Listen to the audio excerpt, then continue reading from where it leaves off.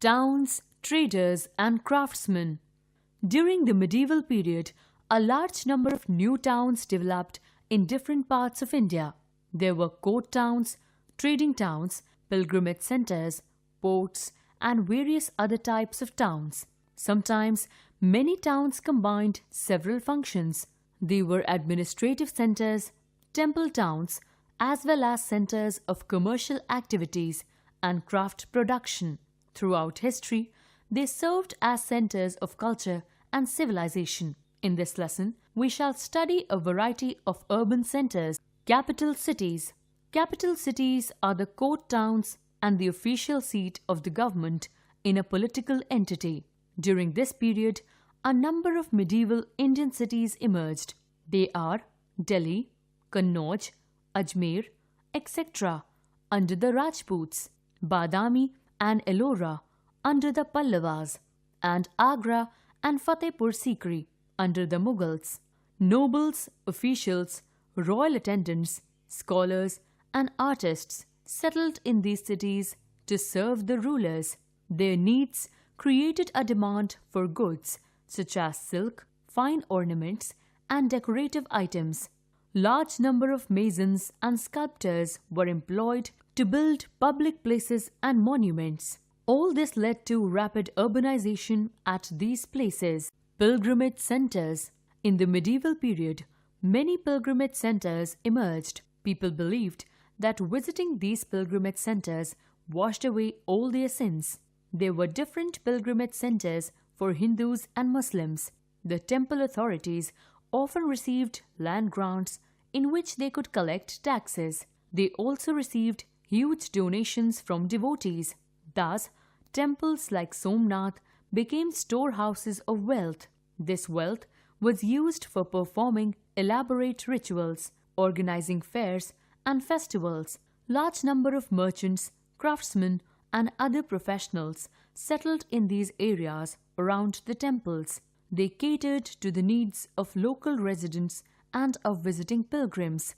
Since ancient times, towns developed at places of pilgrimage such as Prayag, Allahabad, Kashi, Varanasi, Vrindavan near Mathura, and Pushkar near Ajmer. Settlements also developed near the shrines of Sufi saints. For example, in Ajmer, settlements grew around the Dargah of Saint Khwaja Muinuddin Chishti. The town of Amritsar developed around the Sikh shrine Harmandir Sahib. The Hindus had 4 important religious sites, namely Kedarnath, Badrinath, Gangotri, and Yamunotri. These 4 places are together called Char Dham. It is believed that traveling to these places leads to moksha or release from the cycle of birth and rebirth. Similarly, in Muslims, Hajj is the pilgrimage to Makkah. Every Muslim is obliged to undertake a Hajj at least once in a lifetime. Commercial centers. Busy urban centers developed along important trade routes. Mughal Emperor Jahangir and his successors allowed European traders to establish trade settlements at various places including Surat, Masulipatnam, and Calcutta, Kolkata. Sometimes, a town developed out of a large village. Buyers and sellers gathered here to trade. The items of trade included saffron, spices, salt, horses, and cattle. Merchants had to pay taxes on their goods to local samantas or religious authorities. Among the fairs that are still famous are the ones held at Pushkar in Rajasthan and Sonpur in Bihar. Port towns. A port is a place where ships load and unload their goods. They are situated near the sea or ocean. In the medieval period, maritime trade and commerce developed well with the development of various seaports. Among the flourishing ports were Surat, Bharuch, and Cambay in Gujarat, Dabhol and Baikal in the Konkan coast, Calicut and Cochin on the Malabar coast, and Masulipatnam, Sonargaon, and Chittagong on the eastern coast. Mostly foreign traders settled in these ports. Accounts of foreign travelers contain description of the goods sold in the market. India was famous for the textiles, which formed the chief item of export. Textiles from Gujarat were exported to Arab countries and in Southeast Asia.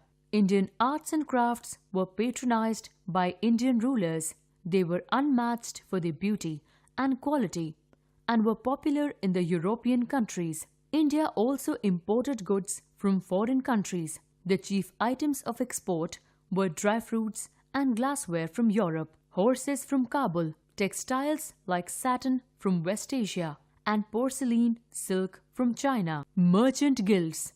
Merchants dealing in the same kind of goods formed guilds. Every guild laid down strict rules for its members and protected their interests. The guilds controlled the prices, quality, and distribution of goods. The use of hundis, bills of exchange, made long-distance travel trade safe. Before traveling to distant places, merchants would deposit money to sharafs, money changers, and receive hundis. After reaching their destination, the merchants received their money on producing the hundis. Hampi, a case study. Hampi was the capital city of Vijayanagar Empire, which lay on the banks of river Tungabhadra in Karnataka. Vijayanagar was the center of the largest and most powerful kingdoms of South India. It reached the peak of its glory under Raja Krishnadev Rai. Some of the foreign travelers who visited India during this period were Niccolo Conti from Italy, Abdur Razzaq from Persia, and Domingos Pius from Portugal. According to their description, the city was well fortified. It was naturally protected by rocky ridges and the river Tungabhadra. The monolithic sculptures and monuments along the temples are attractive because of their excellent workmanship. The architecture found at Hampi reflects the Hindu culture and splendor of Vijayanagar Empire. The Vithala temple, which is one of the most splendid temples, is situated on the bank of river Tungabhadra. It is known for its carvings that decorate them. This temple was built during the rule of King Devrai II. The Virupaksha or the Pampapathi temple is the main center of pilgrimage at Hampi. This temple is in ruins, but people still worship Lord Shiva here. The temple was renovated by Raja Krishnadev Rai. The temple has several mandapas with paintings on the walls. The Karnataka government organizes Vijayanagar festival in December every year. The temples were also considered as cultural centers that promoted sculpture, painting, dance, literature, and devotional music.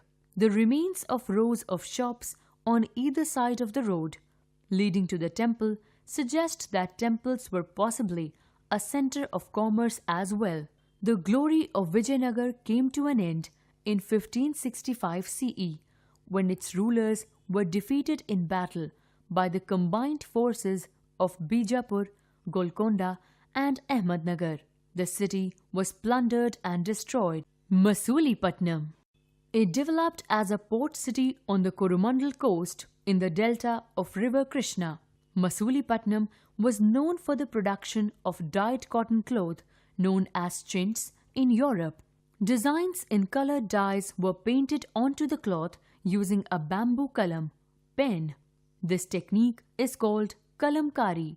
This kind of cloth had a ready market in West Asia and Europe. Hence, foreign and local merchants competed for control over trade in this cloth. The place derived its name from the construction of a gateway to the town decorated with eyes of fish. It was a flourishing seaport during the Satvahana rule. It is also one of the earliest known British settlements in Indian subcontinent. It was British East India Company's first trading port on the Coromandel coast. In the 17th century, the Dutch, the English, and the French established trade settlement in Masulipattnam. Afterwards, Bombay, Madras, Calcutta emerged as important centers of European trade. Many merchants moved out of Masulipattnam and the city declined. Surat. Surat is a port city situated on the left bank of the Tapti River in the state of Gujarat. It became India's chief port under the Mughals and is where the British gained their first hold along the western coast of India. Surat was an important center of the textile trade. Apart from British, French, Portuguese and Dutch also established factories in Surat. Surat eclipsed Cambay as the major port of Western India.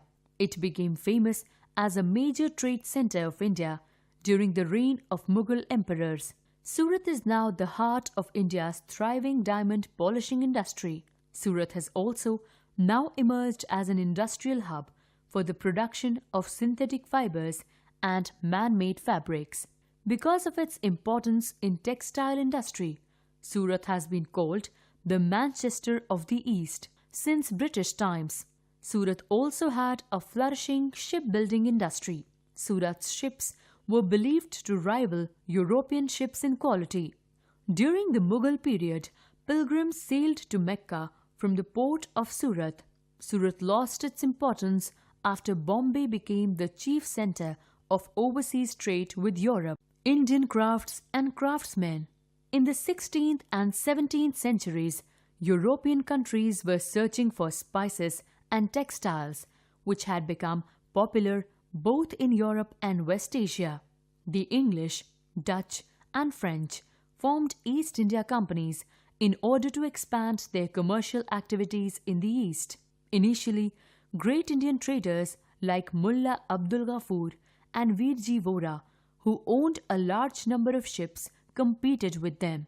However, the European companies used their naval power to gain control of the sea trade and forced Indian traders to work as their agents. Finally, the British emerged as the most successful commercial and political power in the subcontinent.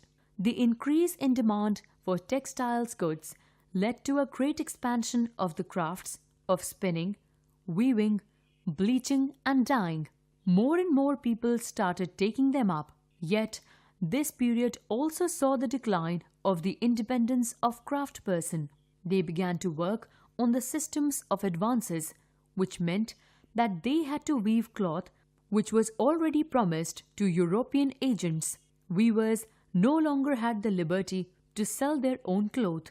They had to reproduce the designs supplied to them by the company agents. Trivia. Ujjain is also considered as an important pilgrimage center in India. Ujjain stands at the bank of river Shipra. Kumbh Mela is held here. Mahakala temple of Shiva here is one of the 12 Jyotirlingas. Trivia. According to the mythological epic Ramayana, Lord Ram and his brother had visited which region while looking for Ram's wife Sita? They visited this region to seek help from Vali and Sugriv, two monkey brothers who ruled the region. Due to such mythological references, this place was declared a UNESCO World Heritage Site. Trivia. During the reign of Akbar, there was a small village named Sultanate where Kolkata stands now.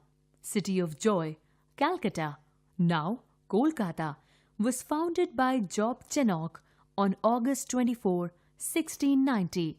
Being near the mouth of two great rivers, Ganga and Brahmaputra, Calcutta was ideally suited to be a thriving trading center. Trivia. Chittagong today is the second largest city of Bangladesh and a busy international seaport. It was described by the Chinese traveler poet Huinsang, 7th century CE, as a sleeping beauty emerging from mists and water, and was given the title of Porto Grande by the 16th century Portuguese seafarer